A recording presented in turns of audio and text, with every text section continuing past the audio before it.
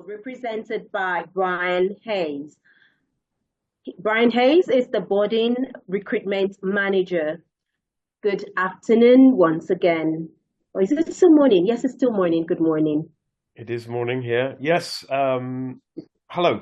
I'm boarding recruitment manager. I don't know that I'm going to be able to answer all those detailed questions in quite the same way, but I'll do my best if they come up. So I'm going to share my screen and show a video from the headmaster, if that's okay. So if you could just give me a second to do that. Okay, lovely. Okay, here we go. Here is our headmaster, Mr. Bond.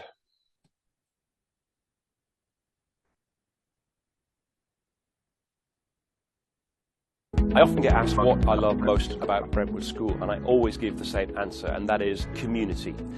For me, Brentwood is much more of a community than a school. We have a strong moral purpose here. We want our students to do good in the world, not just well in their exams. Our community comes in part from our values. Our values, virtue, learning and manners were first written down in 1622, so they've been with us for over 400 years. And I would argue they've never been more important than they are today. We walk the walk rather than just talking the talk. We live our values.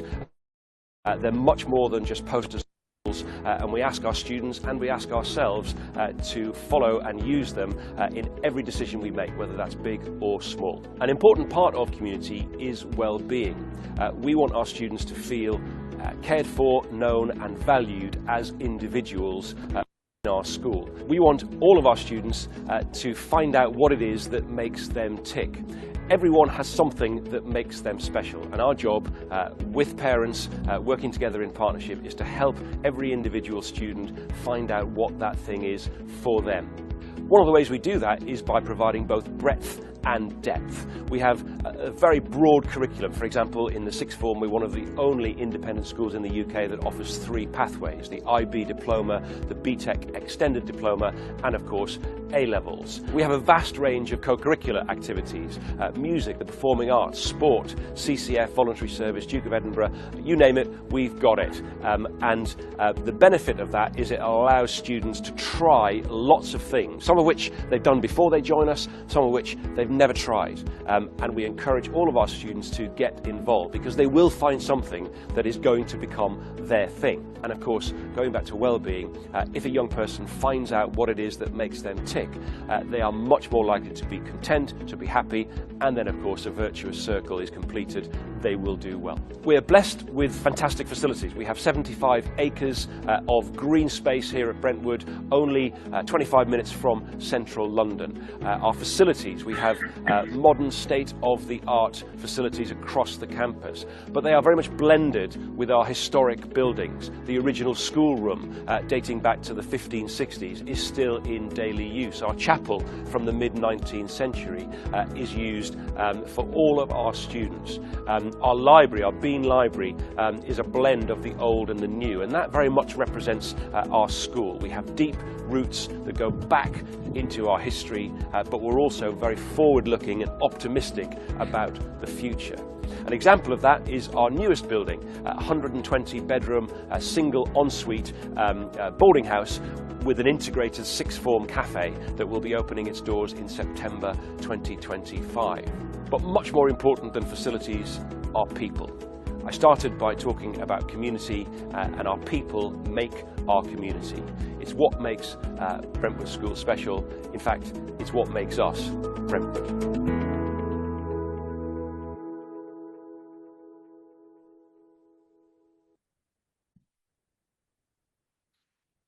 So that's an introduction from the headmaster. We just to add on to that some extra details.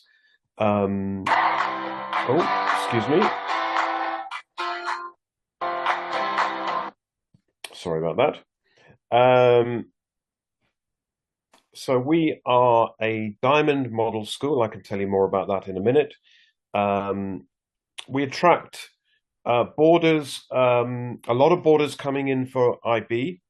As you heard Mr. Bond say, we offer IB International Baccalaureate, Diploma, BTECs and A-levels. But a lot of boarders coming in for our IB, which is at a very high level. We have a 38.3 IB average. A lot of boarders coming in for various aspects of the co-curriculum.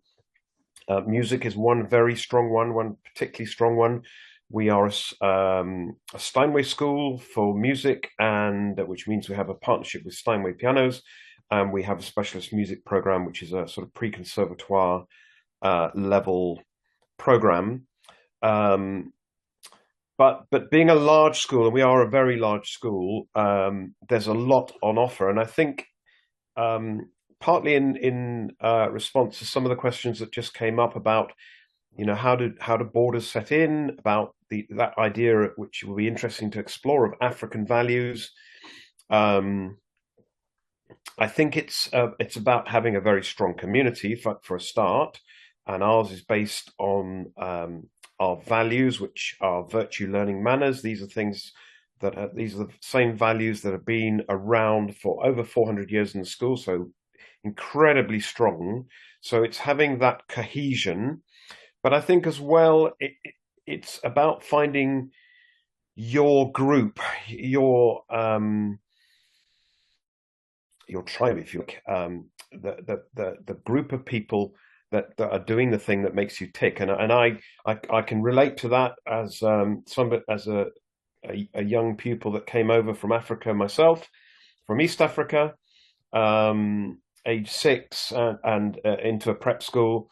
And for me, that was sport, and then to find that in a school, and to find it valued, and to find that I could do lots of that, and do it with friends that were into the same thing, meant everything to me. And that's sort of my memory of prep school, my prep school years, just playing lots of sport. But whether it's sport, and in particular sports, I mean, you've seen their football on that video, but we have lots and lots of other sports at a high level, music and so on. I think it's in part finding within the context of a strong community.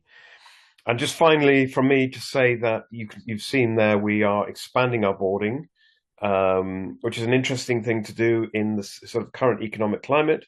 But that was a decision taken some time ago. We open our new boarding house this September, so we're recruiting now. It's a very exciting building. We're moving all our boarders into it, and every boarder from September 25 onwards will have a single room with an ensuite bathroom. So really exciting, and very happy to take questions.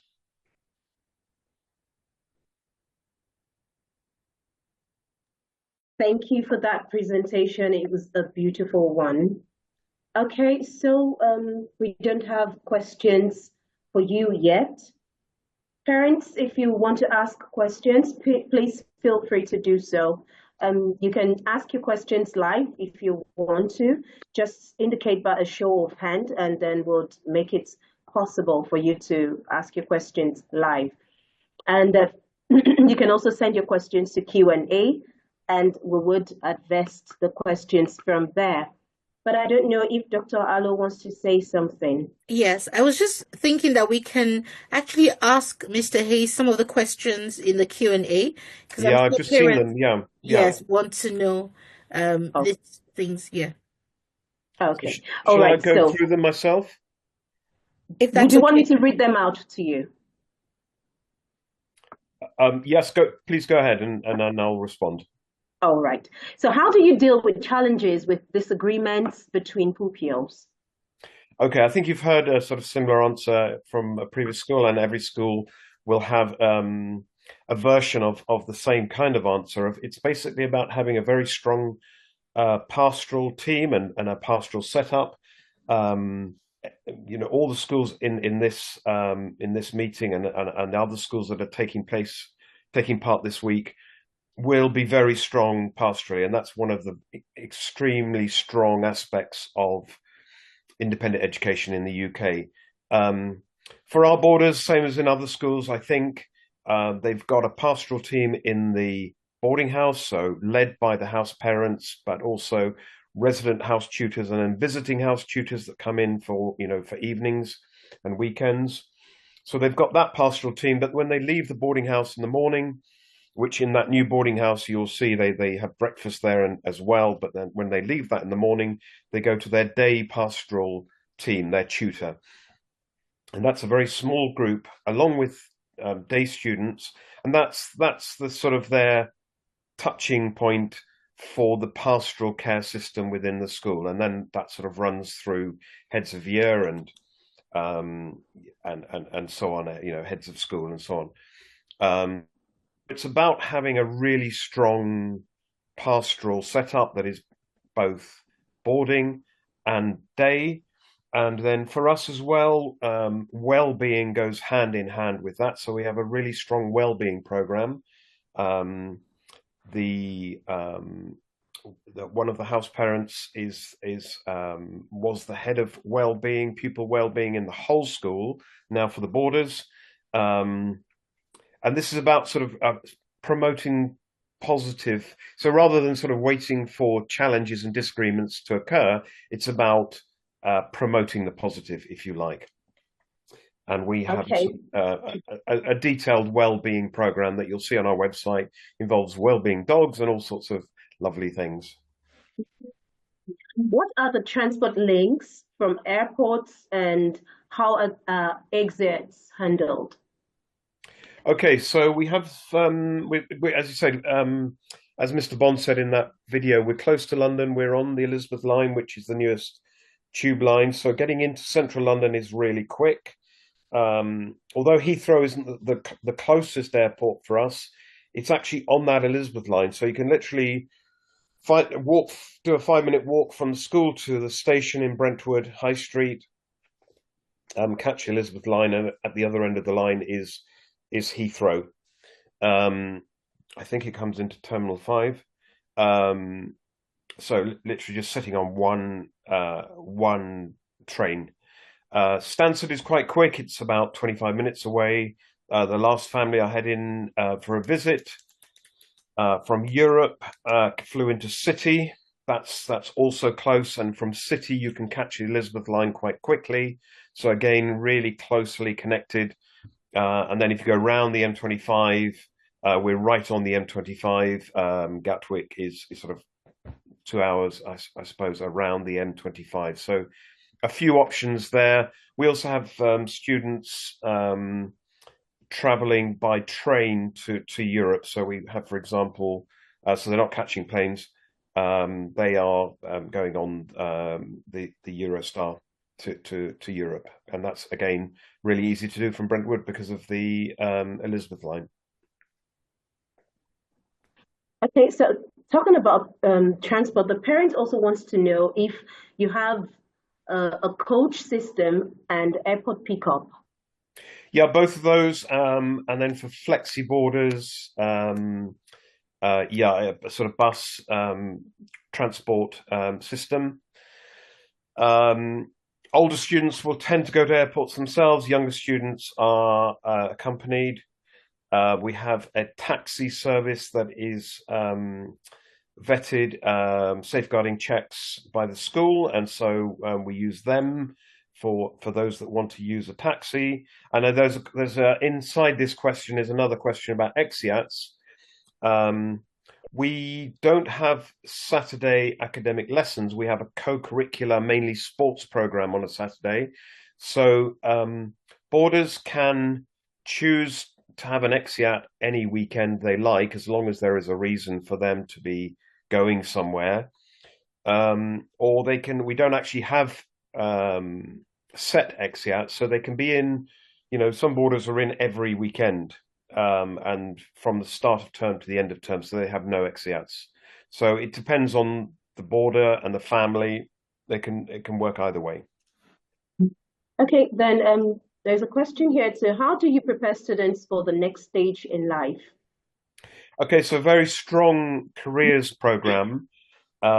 This takes place, so for younger boarders sort of working through the school, kind of coming in for GCSE, that sort of thing, it happens in year 11, and it's a very big part of their year 11 program. For year 12s coming in at that point, a similar system to sort of catch up with that, although the Year 11 program includes making choices, because as you've heard, we have 3 choices in the sixth form: BTEC, IB, and A level. So the Year 11 program for those coming in younger would include that. So it's looking at their academic progress, their career aspirations, and what universities they want to go to, or maybe going in, to City of London as an apprentice, for example. And it's giving advice on that, and therefore what subjects they should study and whether they should do A levels, BTEC, or IB.